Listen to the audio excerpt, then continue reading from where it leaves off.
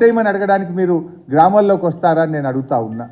ఇలా కాంగ్రెస్ పార్టీ పరిస్థితి ఎట్లా తయారైందంటే వాళ్ళకి అసలు తీరిక లేదు.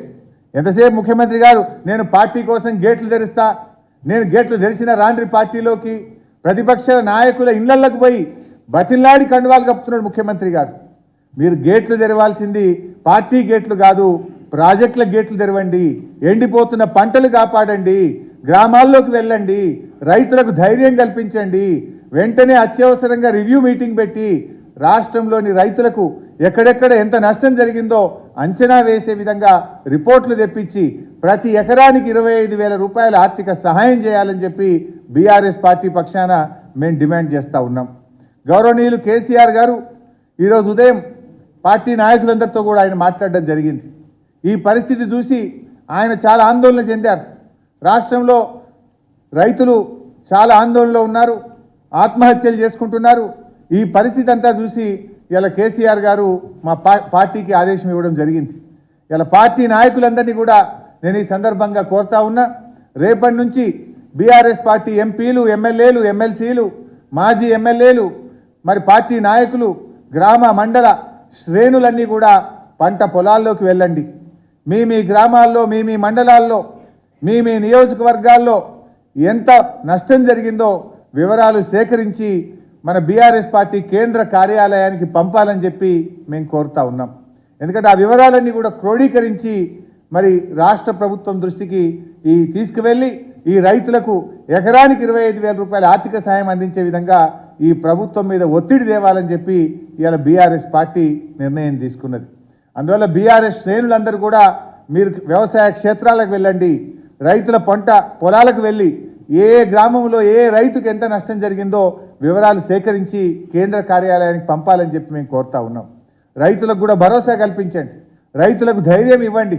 తప్పకుండా బీఆర్ఎస్ పార్టీ మీకు అండదండగా ఉంటుంది, మీకోసం పోరాడతాం, అసెంబ్లీలో పోరాడతాం, అన్ని రూపాల్లో ఒక ప్రధాన ప్రతిపక్ష పార్టీగా రైతులకు అండగా ఉంటాం. ధైర్యం కోల్పోవద్దని, ఆత్మహత్యలు చేసుకోవద్దని, రైతులకు ధైర్యాన్ని కల్పించాలని చెప్పి కూడా బీఆర్ఎస్ పార్టీ శ్రేణులను మేము కోరడం జరుగుతూ ఉంది. ఎందుకంటే కేసీఆర్ గారు ఉండగా ఆయన 10 ఏళ్ల పాలనలో వ్యవసాయం దండగాని గత ప్రభుత్వాలు చెప్తే వ్యవసాయాన్ని పండగ చేసి చూపించింది కేసీఆర్ గారు. ఈ దేశంలో ఏ నాయకుడు ఆలోచించని విధంగా మొట్టమొదటిసారిగా రైతుకు నగదు బదిలీ పథకాన్ని ప్రవేశపెట్టింది కేసీఆర్ గారు. రైతు బంధు పథకం కింద 11 విడతల్లో దాదాపు 75,000 కోట్ల రూపాయల నగదును రైతుల ఖాతాల్లో బదిలీ చేసినటువంటి నాయకుడు కేసీఆర్ గారు. అదేవిధంగా కరోనా లాంటి కష్టకాలంలో కూడా సకాలంలో రైతు బంధు ఇచ్చినటువంటి ఘనత మా బీఆర్ఎస్ ప్రభుత్వానికి ఉన్నది. రైతు బీమా అనే పథకాన్ని కూడా ప్రపంచంలో దేశంలో ఎక్కడ లేని విధంగా రైతు బీమాను తీసుకొచ్చి దురదృష్టవశాత్తు ఏ రైతైనా చనిపోతే ఆ కుటుంబానికి భరోసా కల్పించిన నాయకుడు కూడా కేసీఆర్ గారు. అట్లా ఎన్నో కార్యక్రమాలు, మిషన్ కాకతీయ ద్వారా చెరువులు బాగు చేసినాం, పెద్ద ఎత్తున చెక్ డ్యాములు నిర్మించాం, పెండింగ్ ప్రాజెక్టులను పూర్తి చేశాం, మరి కొత్త ప్రాజెక్టులు కూడా కట్టి 10 ఏళ్లలో రైతు యొక్క ఆత్మ గౌరవాన్ని పెంచే విధంగా మరి కేసీఆర్ గారి ప్రభుత్వం, మా బీఆర్ఎస్ ప్రభుత్వం కృషి చేసింది.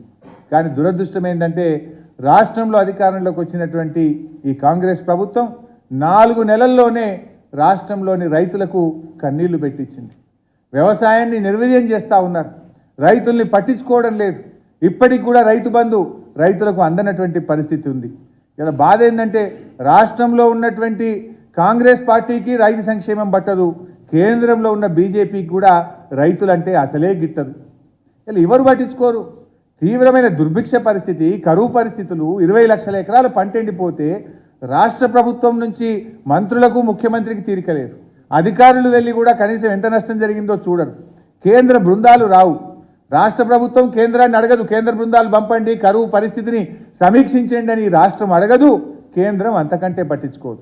కాంగ్రెస్, బీజేపీ 2 ప్రభుత్వాలు కూడా ఇవాళ రాష్ట్రంలోని రైతుల పట్ల తీవ్రమైన నిర్లక్ష్యం చూపుతూ ఉన్నారు. ఈ పరిస్థితికి ఇటు కాంగ్రెస్, అటు బీజేపీ 2 కూడా ఈరోజు బాధ్యత వహించాల్సినటువంటి అవసరం ఉంది. ఇవాళ ఈ 2 పార్టీలు కూడా రాజకీయ చేరికల మీద టైం పెడుతున్నారు. అటు కేంద్రంలో అధికారంలో ప్రభుత్వం కానీ, రాష్ట్రంలో అధికారంలో ఉన్న ప్రభుత్వం కానీ ఏ నాయకుడిని గుంజుదాం, ఏ నాయకుని మీద అక్రమ కేసులు పెడదాం, ఏ నాయకులను బెదిరించి లొంగ తీసుకుందాం అనేటువంటి దాని మీద మీకు సమయం పెడుతున్నారు తప్ప రాష్ట్రంలోని రైతుల ఆవేదన తీర్చే విషయంలో కానీ రైతుల్ని ఆదుకోవడంలో మీకు ఏమాత్రం కూడా శ్రద్ధ లేదు. ఇలా చేరికలు కాదు, రైతుల కన్నీళ్ళ చారికల వైపు చూడండి. మీ చూపు రాజకీయ పార్టీల చేరికల మీద కాదు, రైతుల కన్నీళ్ళ చారికల వైపు చూడాల్సినటువంటి సమయం ఇది. రాజకీయ ప్రయోజనాలు కాదు, రాష్ట్రంలో రైతు ప్రయోజనాలు అనేటువంటివి చాలా ముఖ్యమైనటువంటివి. దాని మీద మీరు దృష్టి పెట్టాలని చెప్పి మేము డిమాండ్ చేస్తూ ఉన్నాం. ముఖ్యంగా ఇంకో విషయం, ఇవాళ మేము ప్రభుత్వాన్ని కూడా ఒకటే విషయం కోరదలుచుకున్నాం. రాష్ట్ర ప్రభుత్వం ఇప్పటికైనా రాష్ట్ర ప్రభుత్వం కళ్ళు తెరవండి. మీరు తక్షణమే రెవెన్యూ వ్యవసాయ శాఖ అధికారులను ఆదేశాలు ఇచ్చి గ్రామాన వడగళ్ల వాన వల్ల కానీ, రాష్ట్ర ప్రభుత్వ నీటి నిర్వహణ లోపం వల్ల కానీ, కరెంటు సరఫరాలో లోపాల వల్ల కానీ కారణాలు ఏదైనా నష్టపోయిన రైతుల వివరాలన్నీ కూడా సేకరించండి.